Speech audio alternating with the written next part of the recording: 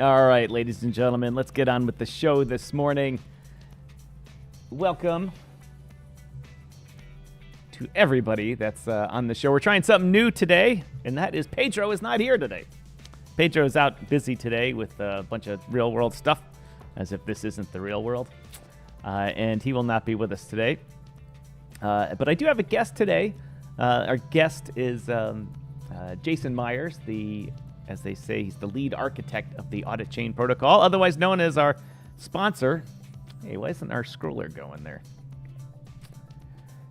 Where are you, scroller? There's the scroller. Anyway, let's see what we got here in the viewership this morning. Carmen Crypto. I like the live first. Trying to keep everyone's attention here. Broadcasting today on Twitter also. And so the attention span on Twitter is only a few seconds. So if I run the opening thing at the beginning, then it's not going to work. So thank you, Carmen Crypto. Derek. You got me with that one again. King Kaching. Let's just see if we can get that right. I have these sound effects programmed on my Stream Deck, but the sound effects part of it went bzzz. Usually it's the problem with my software, but this time, bzzz. Let's see, shows, common elements.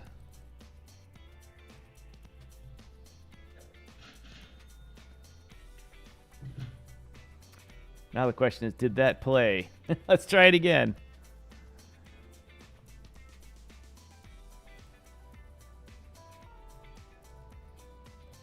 King Kaching!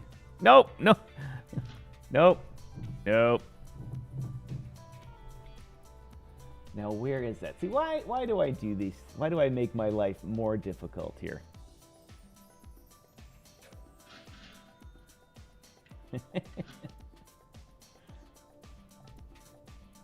All right, let's send this one to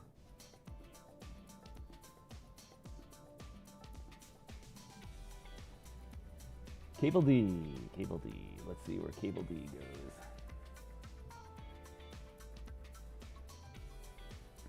All right, King Ching, one more time.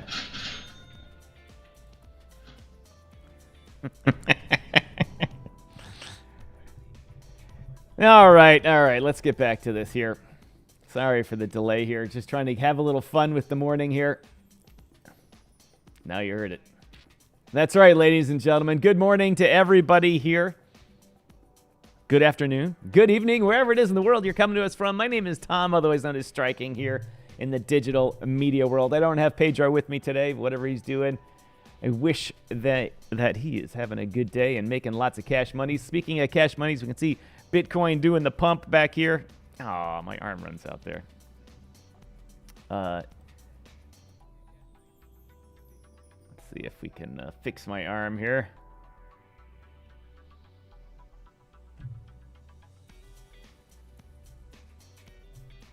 Yep, I guess not. That's for another day. Anyway, on the chart to my side here, you can see that Bitcoin is doing well. And when it's doing well, it means everybody else is having a good time. So as I always like to say, welcome everybody to the show. Usually this is where I have Pedro give the spiel.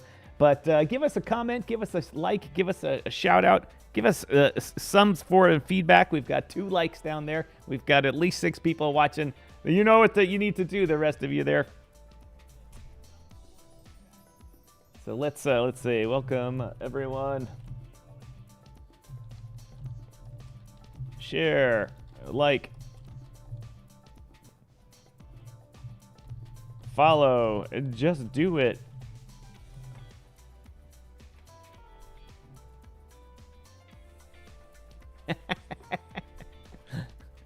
Ladies and gentlemen, the guest of the evening is in the back of the house here, as they say. Jason Meyers, like moths to the flame, no Bitcoin ETF. I would have to say I'll start off this morning by saying I've learned a lot about BTFs lately. BTFs? BTC ETFs and other ones too recently. And I had the yesterday. That's some confusing projects. For Auditchain, our sponsor, I released a new episode of On the Brink. It's the community update and project status with them. And so I had the opportunity to talk to Jason Meyers, and we continued the conversation about ETFs. So today we're going to talk about ETFs, about Bitcoin, and as I like to say on the body and the thumbnails and all that, I had two thumbnails out depending on where you are viewing from, is the ETF Gamble. And everyone's betting a lot on ETFs to really spur the market. Some people are saying the pricing is built in already. The market's anticipating it, so it's already there. And that a lot of these companies have been buying Bitcoin on the side already, so they're not going to have to buy a lot, which would pretty much cause a big dumpage to happen because there would be no huge pump and the sell the news would rule. And other people are saying, oh my God, it's going to unlock 400 trillion, billion, zillion dollars, and it's going to make everything amazing. Now, there's no doubt that if people do buy the ETFs and the ETF companies have to acquire lots of Bitcoin, it'll drive the price up. It's going to happen. Lower supply, bigger demand, price go up. Price go up. Just like the old days, price go up. But anyway, before we get into that and in Jason's interview, I want to thank everybody for watching. We are live today on YouTube, LinkedIn, Facebook. I don't know. I tell you, I'm giving Facebook another try. We're starting to build a little crew over there too. They don't comment, but they regularly watch. And we went back to Twitter today to see if that generates any comments or any followers or anything like that, or if it just generates all that reply spam and cam girl spam that you're getting lately. I mean, I realize Elon's out there pushing this thing like Twitter, let's go, X, let's go. But my God, I routinely now say, oh, look, I've got 30 notifications. I'm like, wow, my social media is really kicking. It's kicking, everybody. Everyone, reply spam. When someone replies and puts 40 names in a reply, and you got 20 of those, and then you got these random people liking your tweets from years ago, and then you look closely, and it's Cam Girl 1, Cam Girl 2, It seems to me that's easy to get rid of. Don't allow new accounts to post more than one post a day for a week or so. Eliminate all of these things. Seemed it would be easy. Anyway, let's see if we can get to the old market here.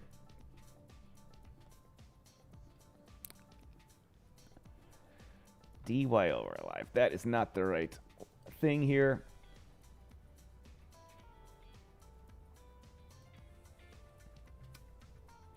What did we want to talk about today? Oh yeah, yesterday the Chumbalones were out in full force, as they say. Why is this not changing to this one? All right. There we go. All right, so we got this guy. Yesterday we had Elizabeth Warren on here saying she's back at it. This is the problem we had. In my conversation with Jason, I was belittling Elizabeth Warren's efforts. And he said, well, you got to be careful there. He's got some of the Senate Banking Committee people and other congressmen signing up for this bill that she's pushing, which would basically turn Bitcoin into a completely permissioned not trading platform, but you would have to have a KYC'd wallet. And any institution that was a legitimate institution in the United States of America would not be allowed to trade with any wallet that didn't have a full KYC. And if you just started a new BTC wallet to do something else, no, sorry, got to keep using the one that's KYC'd. And of course, I'm sure the KYC services will be very expensive and and privacy will be out the door. But anyway, let's see if we can get this guy's... well, first of all, someone let me know if the music's too loud. I hear it through my monitor, which is never the same as what you guys hear.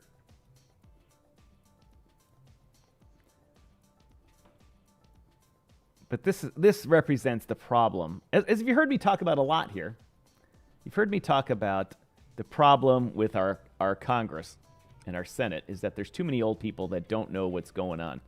Yes, Carmen, the Chumbalones rule. And let's see if we gotta make sure this goes the right way here.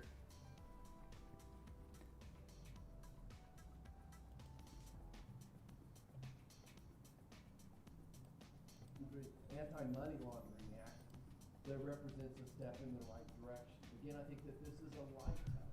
The first thing we did, a light touch. And I don't know if you saw. All right, so you should be able to hear this now. With Jamie Dimon yesterday, but Mr. Dimon said basically, in his opinion, crypto was Senator Warren. We're going to go back to the beginning. I'm just going to check my check the sound here. Make sure it's not feedbacking. We're going to go back to the beginning. I'm just going to check. And I have authored the Digital Asset Anti-Money Laundering Act.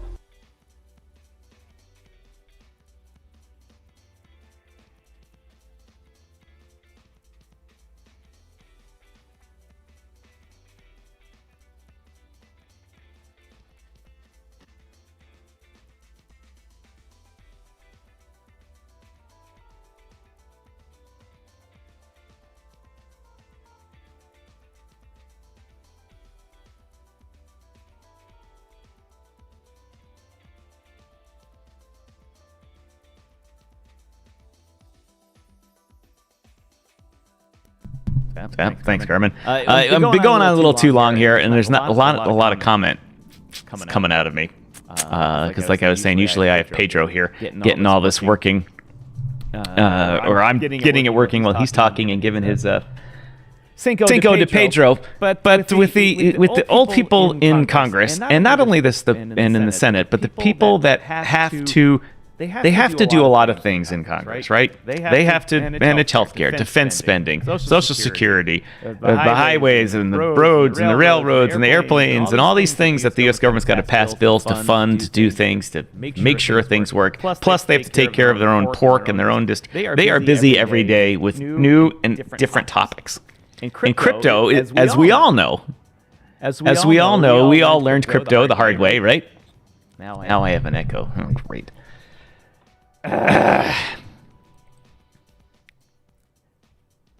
should kill the echo. But we all learned the hard way here, right? We all learned through rug pulls. It took us a long time to get up to speed on it. Congressmen, no matter how smart their staff are, and senators are not going to learn that quickly. And so we leave it up to them to try their best.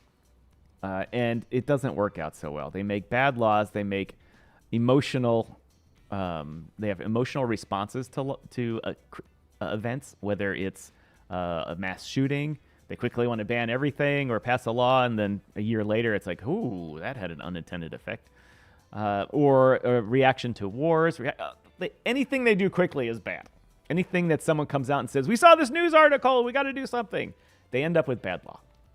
And the reason is this guy here, and unfortunately you don't like to call out a guy in the Senate or the House of Representatives for being a chumbalone. But here, he's sponsoring this bill, right? He's sponsoring this bill, and he's up giving a press conference about it. Just listen. Warren and I have authored the Digital Asset Anti-Money Laundering Act that represents a step in the right direction. Again, I think that this is a light touch. The first thing we did is we went to the American Bank Association and said, help us craft this. And I don't know if you saw Senator Warren's hearing with Jamie Dimon yesterday, but Mr. Dimon said basically, in his opinion, crypto is only a tool for criminals. And I think that, again, it's that light touch. Only a tool for criminals. only a tool for criminals. Just wait till you hear the rest of these last few words here, what this guy says. Touch by the federal government as opposed to a heavy touch as well. That's about all I know about crypto.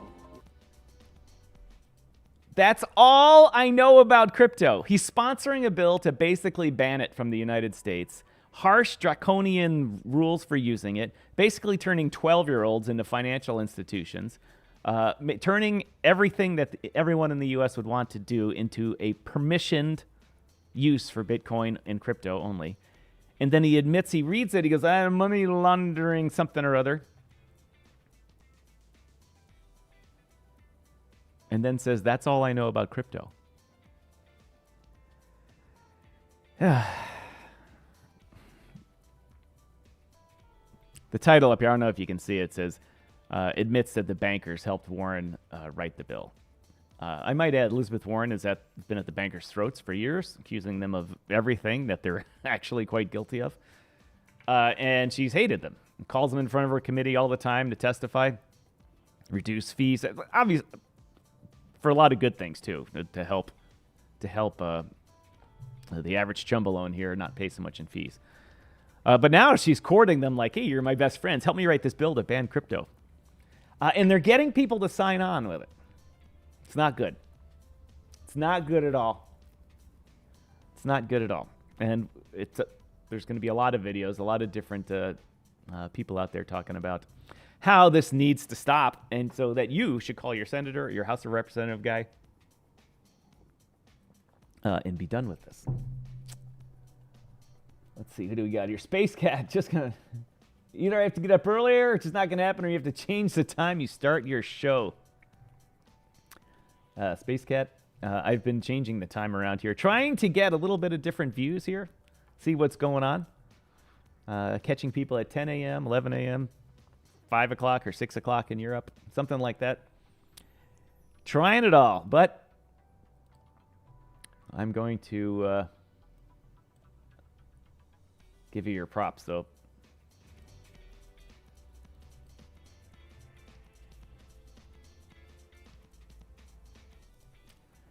Space, the final frontier. Thank you, Space Cat, for watching. I appreciate all of you loyal viewers very, very much, and I appreciate it when you hit the like button. Hit the share button. YouTube changed the share thing now, and you actually have to share it. Before, you didn't have to. Just kidding. Don't change it for me.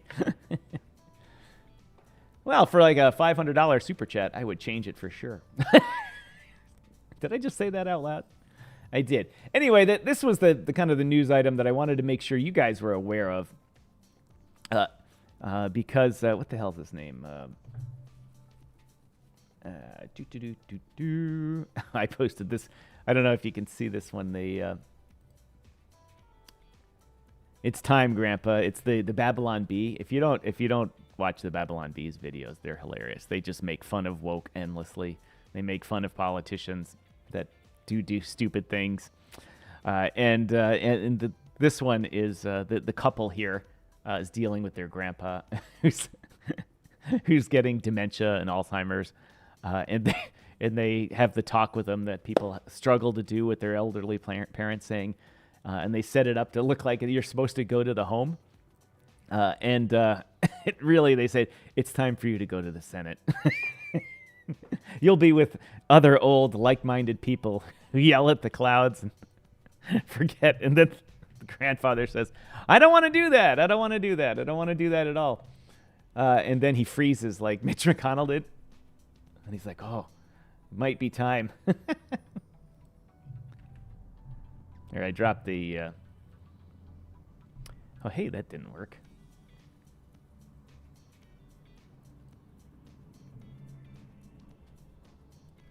I learned something new today. Anyway, there's the link to the Twitter feed, and in that is my response with the Babylon Bee video. Go watch it for yourself. Carmen says, I'm much happier than the 9 a.m. PST start. For a while, I was doing 6 a.m. PST. Tom, super chat goals. Yes, I do have a super chat goal. Actually, let me rephrase that. I have a Christmas fundraising goal that hopefully comes in the form of presents of a new computer.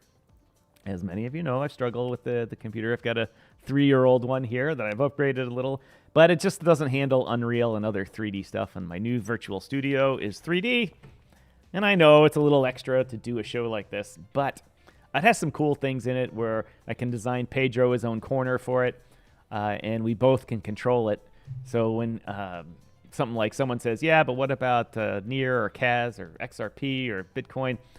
He can hit a button and the studio rotates right to it, and the chart. It's just pretty cool. Unfortunately, it requires a lot more horsepower than this dead old horse down here. Sorry. It's glowing red at me now when I said that.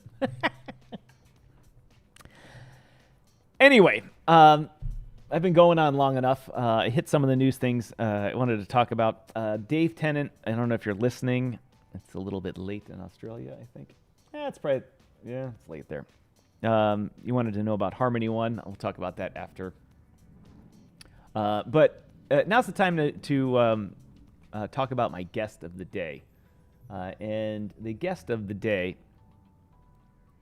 as I said earlier, is my sponsor. Thank you, ladies and gentlemen. And I put out a new episode of On the Brink, the Auditchain podcast that I host for Jason and his crew. Yesterday, I would say all of you should go and listen to it. Learn some information about Auditchain and where they are. They're getting ready to launch probably hopefully in 2020, first quarter 2024 here, with their first paying customer and stuff like that. This is normally when I go in and play the Auditchain video, but since Jason's on, I'm not going to play that. But we got together to talk about the ETFs, and like I was telling you about earlier, everyone's promoting it like it's the goodest thing ever, the greatest thing ever. And as they say in many instances, be careful what you wish for. Be careful what you wish for. You just might get it. And the overall theme with this, obviously, is that the money that could pour into ETFs is vast, right? And it could, as they say, take over the BTC market. You know, people say, well, how is that even possible? It's not possible. It's not possible. It's not possible. Yes, it's possible. It's very possible. And not only that, it seems kind of, after you listen to Jason's talk, it's kind of likely, which kind of sucks. So anyway, here's about 20 minutes of Jason and I talking about ETFs. Stick around and learn something. We'll talk about it afterwards. All right, everybody, we're back with Jason Meyers of Auditchain. As you all know from the topic of the day, Bitcoin and ETFs, everybody's clamoring to get these things approved because it's going to be a great thing for Bitcoin. It's going to be a great thing for the market. You've heard a little skepticism come from us here on this channel and this show before, but none of us here, Pedro and I, truly understand ETFs. So we thought we'd bring someone on to really get the word out to everybody, because I know everybody keeps asking me about it. We might as well get someone to explain it to us. Jason, A, welcome to the show, and B, what is the story with these ETFs? They're going to trap all of the available supply of Bitcoin is what's going to happen. If the price goes up, right? Yeah, but at what cost? The price goes up, but at what cost, right? So the way an ETF works is that you pay cash when you buy your shares of the ETF. They take that cash and buy the Bitcoin with it, right? So it's similar, to a stable coin. It works in a similar way as a stable coin, right? So they have to have a sufficient number of Bitcoin in custody representing the amount of money that was paid into it at the price per share it was paid into it. So there's some elasticity here, right? Unlike a stable coin, which is $1,000 in equals 1,000 tokens out, right? It's not that way because you have price volatility with the shares. You have the amount of money that was paid into the ETF based upon the price of the shares, and the amount of money that's used to buy the Bitcoin with the amount of money that was paid for the price per share at the prevailing market rate once it opens, right? Minus fees. That's how it works. Minus fees and commissions. Yep. So that's how it works. Well, it seems like since everyone's clamoring for it and all the big banks are getting into it and BlackRock and the big investment groups, that it can only be a good thing. But you mentioned there could be some downsides. What are the potential? What's the potential downside for Bitcoin or the crypto market in general? I mean, there are number of things to consider, and I'll pose some questions to provoke thought so people can get a context of what these consequences might be, right? Well, what happens if those 12 ETFs absorb a significant amount of the supply? A lot of people say, well, that doesn't affect Bitcoin itself, and that would be true, right? But it would certainly drain any available supply that other crypto exchanges are trading. And a lot of the 500 or so crypto exchanges that exist rely on Bitcoin generated commission revenue, right? To pay their bills, amongst other things, which we won't go into. But there's that, right? So the consequences are a potentially high number of centralized crypto exchanges that begin to fail because there's no Bitcoin left to trade, or less Bitcoin left to trade. Yeah. That's one. They need a certain volume to generate fees like everyone else. Yeah, right. And then you've got control over a substantial amount of supply by 12 institutions, right? So you're centralizing custody of the supply, which actually gets worse because Coinbase is custodian for all but one of those ETFs, and the one is Fidelity. Fidelity doesn't seem right. Right? So those are consequences. And there are many other consequences, right, which I'll raise questions for. The derivatives markets, right? The derivatives markets can be a good thing, but they can also be a bad thing, right? But who wants control over a substantial amount of Bitcoin concentrated amongst, well, one institution, Coinbase? Who wants that? Well, a lot of people don't care because all they care about is price, but at what cost, right? So Bitcoin right now is just shy of $1 trillion, right? 800 and change billion. In market cap, yep. Right? When those ETFs open up, it'll attract a substantial amount of capital. So the laws of supply and demand will take over. So I'm not going to predict price, but it's based on supply and demand, which has a lot to do with the velocity of the capital and the amount of the capital that goes into the ETFs and as over what period of time initially, right? Right. So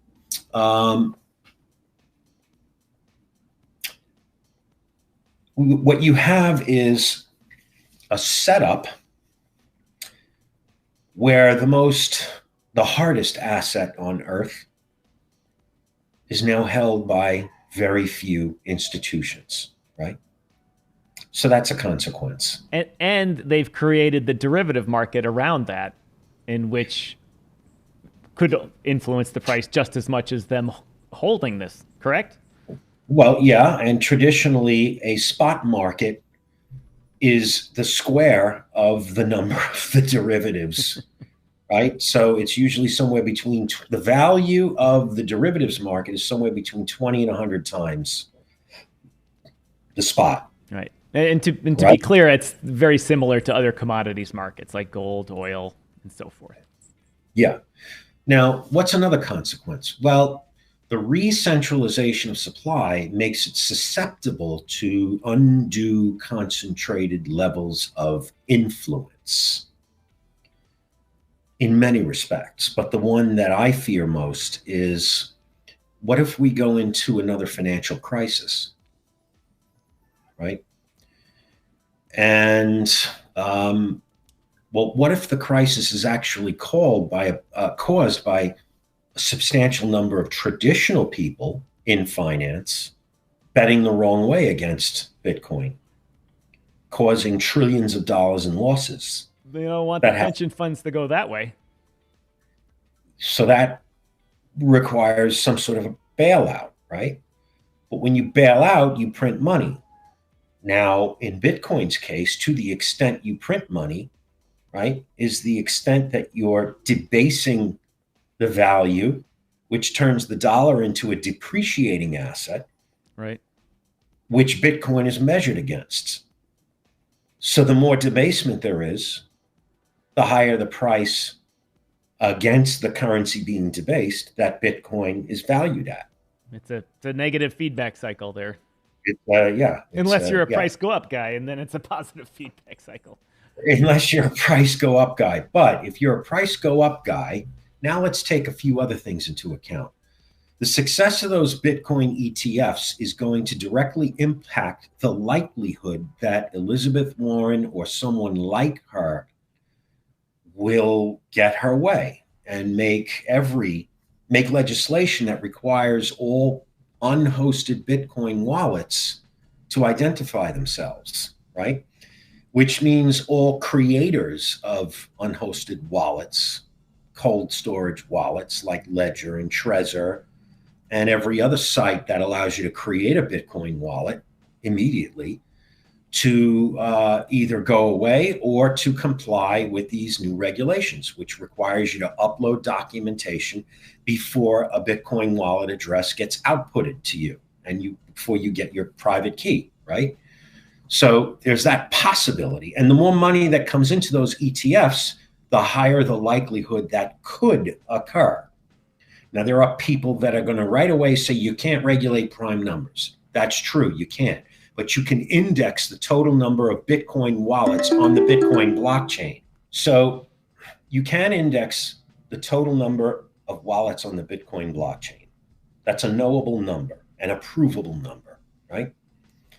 And then what you can do is you can, if such a legislation comes to pass, you can set a deadline for compliance by all those wallets. And those that do not comply will end up the same way Tornado Cash ended up on FinCEN's OFAC list, or the OFAC list, is the same extent that unhosted, non-compliant Bitcoin wallets can end up on. There'll be an attempt to make the whole thing permissioned. Well, those wallets that don't comply then become islands, and the contents in those wallets become dirty. So no institution will touch them. Right? So that the only way you can move those Bitcoins is between non-compliant self-hosted wallets, which is essentially the underground, the dark web, or what have you, right? Right. So, and since the United States has long tentacles, any country that does not force the same type of regulation will be threatened to be removed from the SWIFT system, right? That's why when I do business in other jurisdictions, I'm told that, we're forced to do business at gunpoint and comply with US laws when I'm not doing business in the US or with someone in the US, nor does the banks that I have my accounts or the banks that they have their accounts do business in the US. Well, we all know about business at gunpoint and the Treasury Department's reach across the world, right? Because business at gunpoint is enforced to prop up the utility of Fed coin, the US dollar, right? So you have a smaller and smaller and ever shrinking pool of non-compliant wallets that will interact with each other. And at the end of the day, nobody really wants to live in that kind of world. There are certain people that can and do live in that kind of world, but those are the very people that Elizabeth Warren is talking about. Right. Right? So the likelihood of the success of the ETFs raises the likelihood of legislation like that. Right? So now you've moved all the Bitcoin, not all, but a lot of Bitcoin supply into one custodian. You've blacklisted all the wallets that didn't comply with such new regulation. And then what happens if the TradFi world decides to bet against Bitcoin? And they bet the wrong way, right? And then if they suffer losses large enough, there's a bailout that's needed, which means printing more money. Get that money machine going. The price of Bitcoin is measured against a depreciating asset. So the more debasement there is, the higher the price goes, the bigger the hole is. Right. So you can't even make this. I mean, if you wanted to design a mechanism to destroy the legacy financial system, Bitcoin would be it. If you trap all the supply in those ETFs, consider all the derivatives markets, consider the monetary debasement attributable to bailouts, it's almost like the very system that they're looking to reset is being destroyed by the very system that is getting reset. And then it places Bitcoin in a precarious position, a dangerous position to be reappropriated, right? To be reappropriated. So what are you going to do? What FDR did almost 100 years ago is he made a tender offer for all the gold. Setting aside how many people complied, you weren't allowed to own physical gold.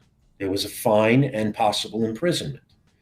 Well, it gets a lot easier with Bitcoin because your wallet could end up blacklisted, which means you can only transfer Bitcoin to other non-compliant wallets. That money is no good in the legacy world. Or transfer it to the government. You can tender it to the government and they'll give you the cash, right? Which is what FDR did. So it makes that level of centralization of supply makes Bitcoin's supply susceptible to reappropriation in the event the shit hits the fan, attributable to a betting the wrong way on Bitcoin or just betting the wrong way on some other asset, right? And if they do that, the worst comes to worst, and they do that, they have the ability not only to take the Bitcoin from you, but because they're printing money to do that, they would have to freeze the price of Bitcoin. They would have to have such control that they could freeze the price of Bitcoin. Well, is they that will the give worst you, case scenario? They'll give you a fixed number of new US dollars backed by Bitcoin, right? That's what I mean by reset, right? Now that's which kind of makes you wonder if you raise, as I've raised all these questions and you play out those scenarios, the question then becomes, man, if they were to plan this 15 years ago, it would have been perfect. So who is Satoshi Nakamoto really? Right. That guy who's everybody? No, right. Absolutely not. And I don't want to go into that, right? I don't want to rate who's. It's not important to know who Satoshi is. I mean, unless this actually comes to pass and all of your Bitcoin gets reappropriated in exchange for new Bitcoin-backed dollars. But those are fixed, right? So $5 will buy you a dozen eggs. It'll just be backed with Bitcoin.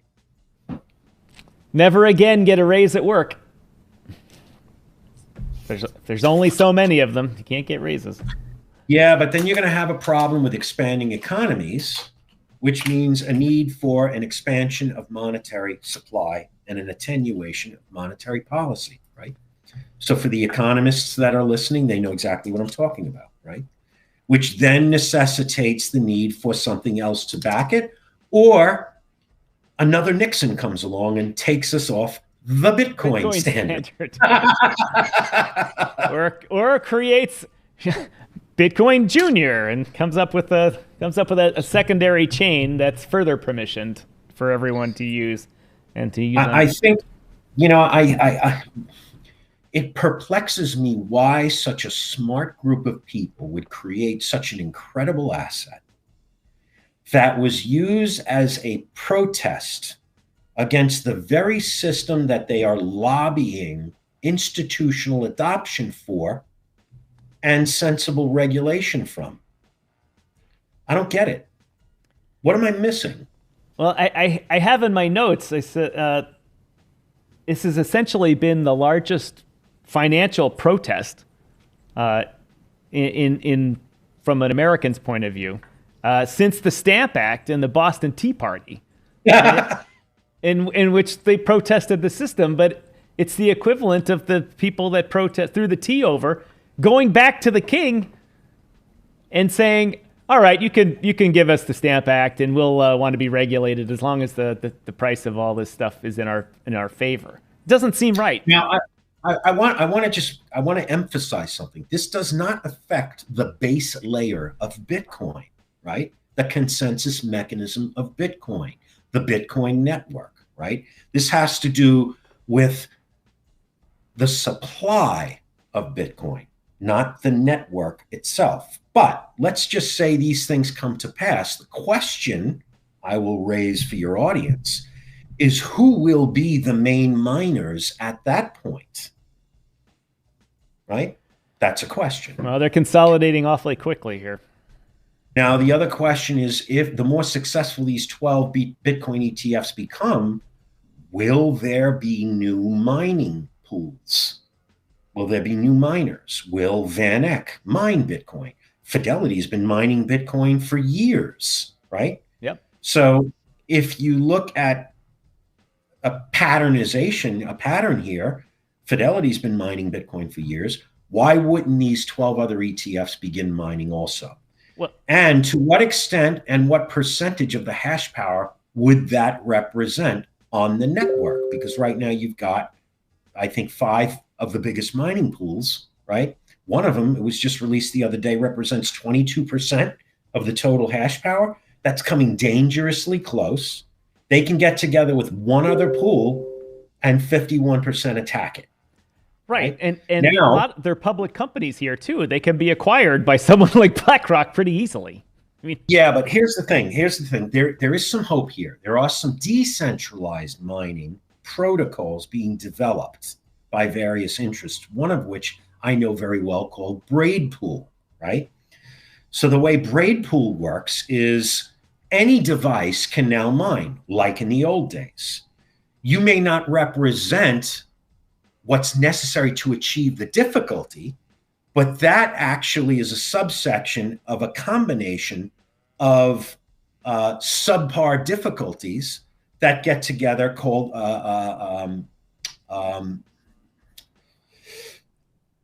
they get together. That's correct. So if you think about hash power as being controlled by 5 main entities now, if they all sat on top of Braid Pool, it would decentralize and substantially reduce a 51 attack risk. Plus, it lowers your variance risk, right? So everybody mines and they have a chance to earn Bitcoin. And to the extent you join a mining pool, increases your chances of lowering your variance, right? Well, with Braid Pool, it all but eliminates that variance. And then there's a fungible coin that represents the rewards that can be traded. So if you don't want to wait the 2 weeks it takes to get paid, you can sell your beads, if you will, which is what they're called, or shares of your mining hash power, your difficulty rate, to this second layer who will make a market in them. So you can recover you don't have to wait for 2 weeks. But the point is that that's light at the end of the tunnel to decentralize mining and hash power to reduce the 51% attack possibility. So you're saying there's hope. There's a nice little sliver of hope there. We'll see. For the first time in a long time, I've been following the mining market, and the economy behind that whole thing is amazing now. The size of the market, the power industry, the mining companies. I'm not surprised that so many of them are public now, which makes them available to buy. Someone could buy them. Yeah, you can buy hash power by acquiring the company, but you can't buy hash power by acquiring a company that sits on top of Braid Pool, right? Think of Braid Pool as a massive CDO of hash power. What's a CDO? It's a collateralized debt obligation, but it's a tiny piece of every mortgage, which gets layered. And then it's another tiny piece of every mortgage in another layer, to the point where you cannot get control of 51% of the hash power, assuming all miners sit on top of Braid Pool. Well, if we can keep the whole process going, the validation going, and the miners going, and that working, the underlying Bitcoin, but the ETFs, the big companies with their 12 to 14 ETFs, they take on 80% of the money in it by market cap. We still have a problem. I mean, Bitcoin may be running fine, but the big guys control the price and the access to the Bitcoin. Yeah, well, there's another thing, right? And there's the doomsday bug, the doomsday lever, right? Then we all get together and we just say, let's fork. They can have theirs and we'll have ours, right? Which might actually be the most likely scenario, right? And in order for them to save theirs, they will have to represent a significant amount of computational power on the centralized version of their Bitcoin, right? So anyway. I'm sure the term fork it will become a just like the U version of the word, instead of the O version of the word. I miss the old days when there was just a group of us in a room talking about Bitcoin almost 10 years ago. And on your laptop, you were mining it and running a node right on your laptop. And hey, look, I just got 50. All right. But you can do that with Braidpool now. You can do that with Braidpool. You'll earn substantially less amount with very little variance, but nonetheless, you can do that again, right? So in the next couple of weeks, we're going to probably hear about where this is going with the ETF. Do you think the markets have priced any of this in yet? Or has the market sufficiently FOMO'd itself into it? Have the ETF applicants already bought Bitcoin? Or do you think it's going to be a sell the news thing? I don't know. I don't predict price. What I can say is look at Coinbase's stock. It's up 350% this year alone, right? That is a reflection of the market's willingness to place that kind of value on the ETF effect, because Coinbase is the purest play from an equity standpoint that you can make on on Bitcoin ETFs, right? Next to spot Bitcoin itself. Right. Or buying the MicroStrategy stock or something. Or buying MicroStrategy stock. Well, Jason, it's a lot of information for people to process about ETFs and how they work. And it's obviously very complicated. If people at BlackRock are trying to figure it out, that means the retail people shouldn't need to have to do that. So thank you for the information that you helped everyone today. If you could give people one bit of advice today about this ETF stuff, what would it be? Buy as much Bitcoin as you can, put it in a self-hosted wallet until Lizzie Warren gets her way. Then all bets are off. The good news for that is that she is the lowest rated senator in the history of the Senate for getting bills passed. Yeah, but she's got a bunch of other Senate Banking Committee, senior-ranking Senate Banking Committee members sponsoring that bill now. It's picking up steam, so don't count her out as zero. That could be a problem, but there's a lot of holders out there that are calling their representatives and their senators right now to say no, don't do that. Well, Jason, thanks for coming on the show again. I look forward to your wisdom in the future. Thanks for having me.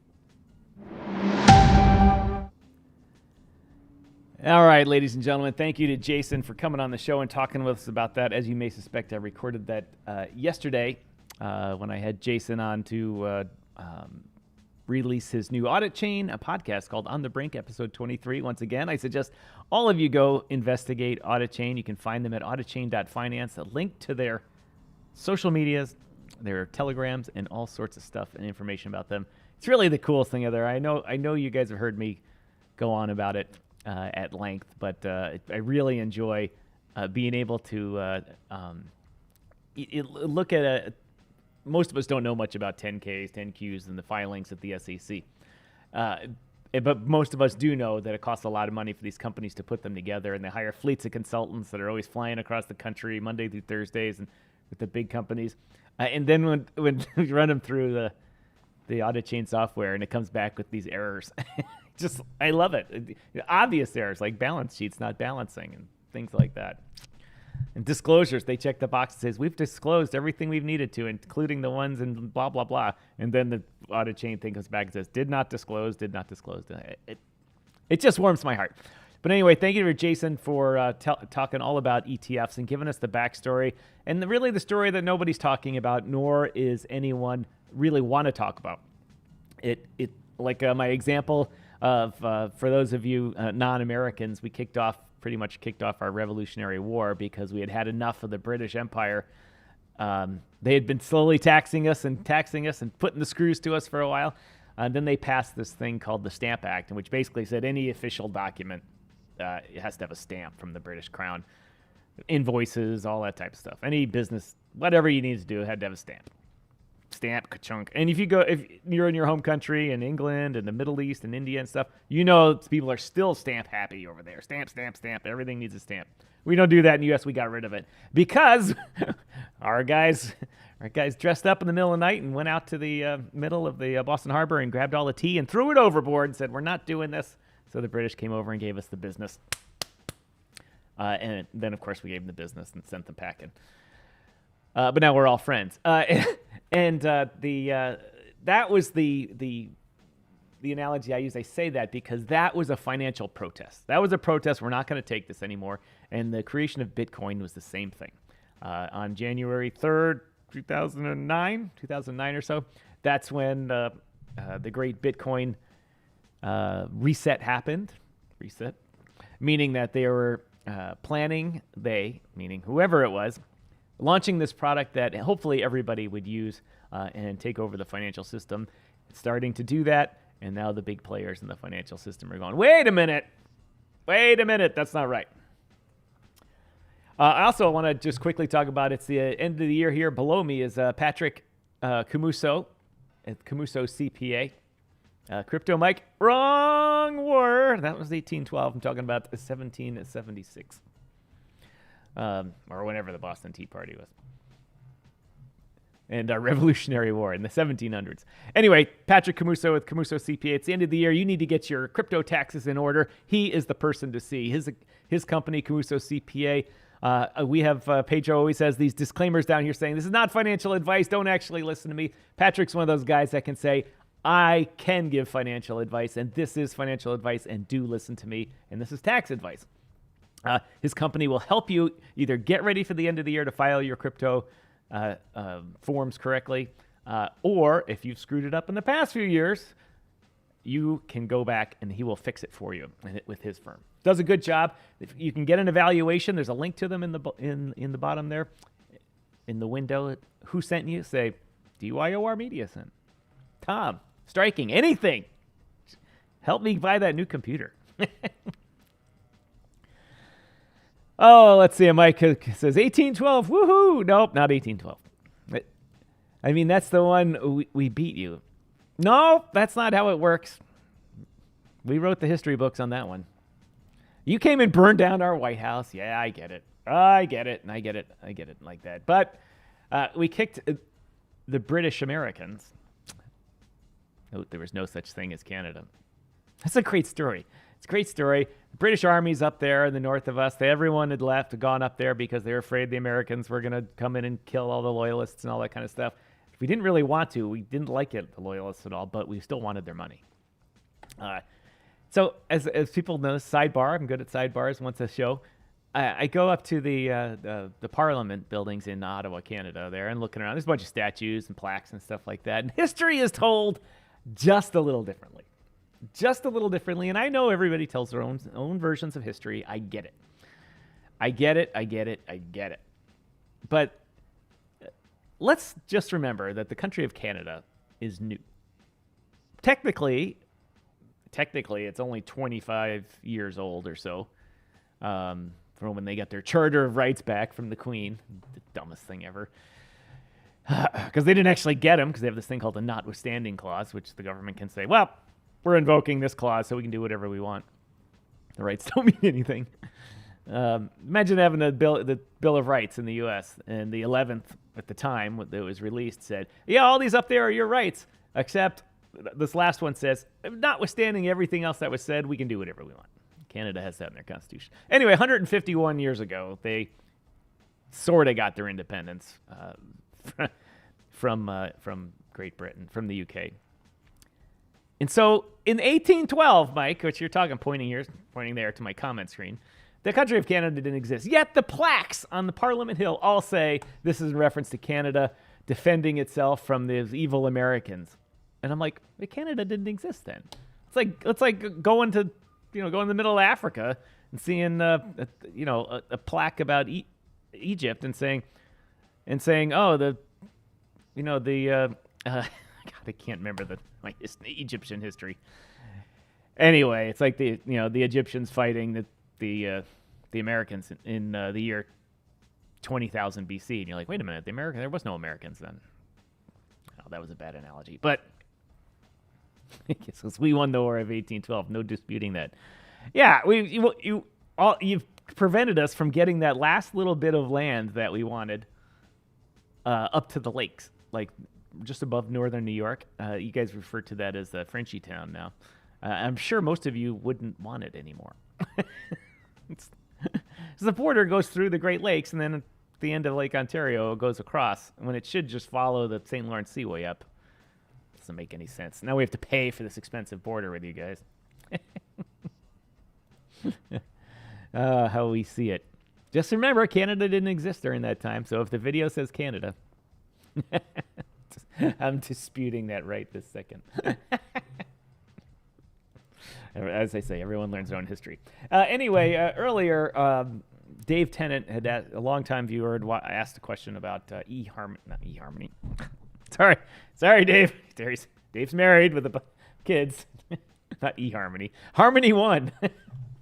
I don't know anything about Harmony One. It's a blockchain project. If anyone knows anything about Harmony One, other than what you can standard Google, like you've been part of the project or something like that, drop a comment here. And leave a link for Dave to go find out about it, or leave some inside information or something like that. The other thing I wanted to ask the crowd here is I thought I had this up. Well, I got Mike on a roll here. Wait, I thought they had that up. El Salvador. Does anybody know how to pronounce this guy's name? The president of El Salvador. Obviously naive, I can figure out the first part. But the last name, is it Buckle? Is it Bukele? My modern Arabic is not that good. I mean, he is a historical Muslim name. His dad was the first guy to open the first mosque in El Salvador, and his son rose to become president. I have no idea. I even called the U.S. Embassy, the El Salvador embassy in the United States, to ask. Reached out to their media affairs group. No answer. Just hangs up on you. Call back.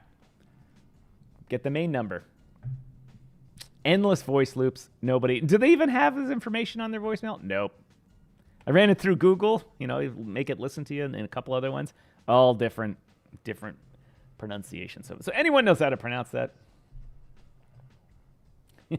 Yeah, Mike, before we were a country, there was Upper Canada and Lower Canada. Yeah, let's not forget, it was Upper and Lower Canada, owned by the Lords back in across the pond, as they say. I can do this all day, Mike. I can do this all day, Mike. So 2 questions for the audience there. If you got any info, how do you pronounce the president of El Salvador? I'm working on a larger story about El Salvador. I want to get that right.